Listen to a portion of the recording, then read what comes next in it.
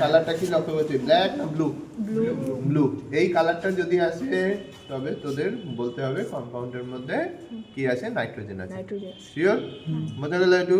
তাহলে ফার্স্ট যেটুক আমরা করলাম ওইটার মধ্যে এই কম্পাউন্ডটা যেহেতু স্যালিসাইলামাইড, হ্যাঁ, স্যালিসাইলামাইডে কি থাকে, একটা বেনজিন রিং থাকে, একটা ওএইচ থাকে আর একটা অ্যামাইড গ্রুপ থাকে। অ্যামাইড মানে CONH2, তার মানে নাইট্রোজেন আছে, সেই জন্য এই টেস্টটা পজিটিভ আসলো। ওকে, বাদ বাকি দুটো টেস্ট তোদের একটা হচ্ছে সালফারের জন্য করতে হবে, একটা হ্যালোজেনের জন্য করতে হবে। শিওর? এবার আমরা যে কম্পাউন্ডটা ইউজ করেছি সেটার মধ্যে সালফারও নাই, হ্যালোজেনও নাই, সেই জন্য এই দুটো যদি করি আসবে না টেস্ট, সেই জন্য আমি এটা করছি না। এবার তোদের কাজ কি, আমি দুটো স্যাম্পল দেবো যেটার মধ্যে হ্যালোজেনও আছে আর আছে হচ্ছে সালফারও আছে। এবার তোদের একটা গ্রুপ হচ্ছে সালফার নাইট্রোজেনের জন্য টেস্ট করবি, একটা হচ্ছে হ্যালোজেনের জন্য। শিওর? এইটুক টেস্ট বোঝা গেল?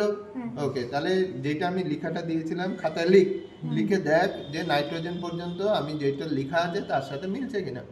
ওকে, মেলার পর আমরা নেক্সট দুটো টেস্ট আমি কম্পাউন্ড দেবো, তোরা ট্রাই করবি। শিওর? ওকে।